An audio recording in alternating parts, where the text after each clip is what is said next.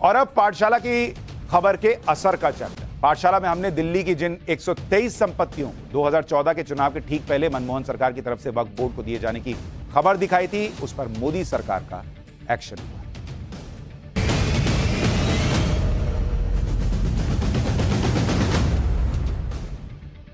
पाठशाला में हमने ही सबसे पहले देश के सामने यह मुद्दा रखा था कि सेक्युलर भारत में जब कोई विशेष अधिकार हिंदू, सिख, ईसाई के पास नहीं है, तो वक्फ कानून के तौर पर एक खास धन को अलग से अधिकार कैसे मिलेगा।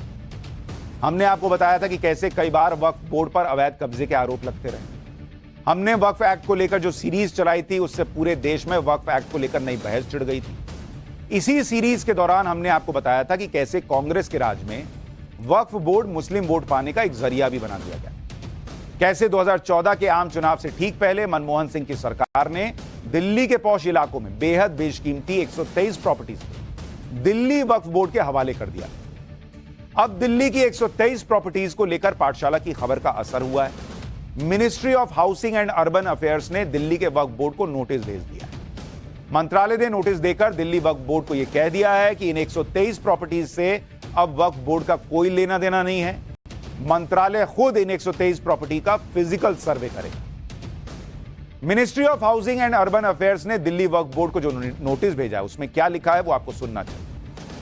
इस नोटिस के सब्जेक्ट में लिखा है कि दिल्ली की 123 प्रॉपर्टी जो वक्फ प्रॉपर्टी के नाम पर दर्ज है, उससे अब वक्फ बोर्ड के दावे को हटा दिया गया। नोटिस में बताया गया है कि दिल्ली हाईकोर्ट ने आदेश पर केंद्र सरकार ने दिल्ली की 123 वक्फ प्रॉपर्टी को लेकर 2 सदस्यीय कमेटी बनाई थी। इस कमेटी में दिल्ली हाईकोर्ट के रिटायर्ड जज जस्टिस एसपी गर्ग थे और रिटायर्ड एसडीएम राधा चरण थे।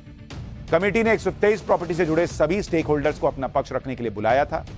कमेटी ने अपनी रिपोर्ट में बताया कि दिल्ली वक्फ बोर्ड जो प्रॉपर्टी से जुड़ा सबसे अहम स्टेक होल्डर है या अफेक्टेड पार्टी था, उसने कमेटी के सामने पक्ष ही नहीं रखा। दिल्ली वक्फ बोर्ड ने कमेटी की 123 प्रॉपर्टी से जुड़ा कोई ऑब्जेक्शन कमेटी के सामने नहीं रखा।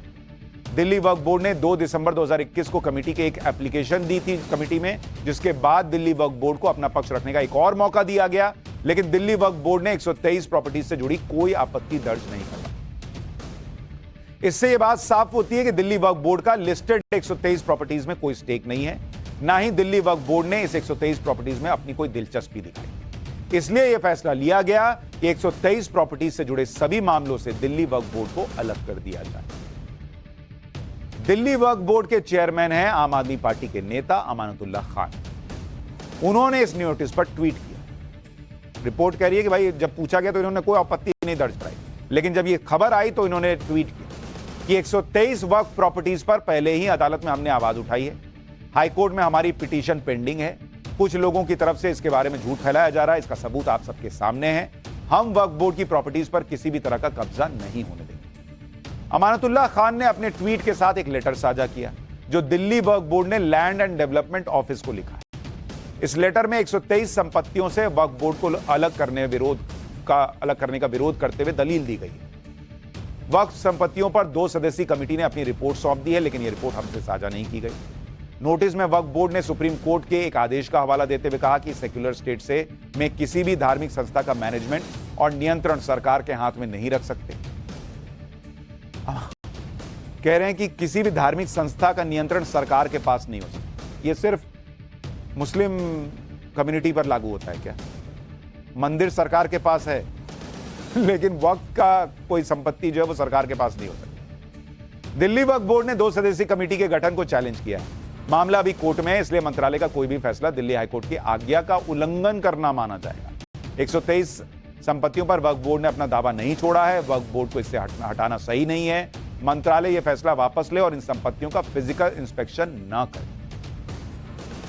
पाठशाला में हमने आपको बताया था कि साल 2014 में जब लोकसभा चुनाव की आचार संहिता लगने ही वाली थी, उससे ठीक पहले मनमोहन सरकार ने दिल्ली की 123 संपत्तियों को दिल्ली वक्फ बोर्ड के नाम पर दिया और ये संपत्तियां आजादी के बाद से हमेशा से सरकार के पास थी। लेकिन 2014 में मोदी सरकार आई और इस फैसले की फाइल खुली। अब यह तय हुआ कि इन संपत्तियों पर वक्फ का कोई दावा नहीं, यानी फाइनली वो संपत्तियां जो सरकार के पास थी, आनन फानन में ऐसा लगा वक्फ को दे दी गई, अब वो वापस सरकार के पास आ रही।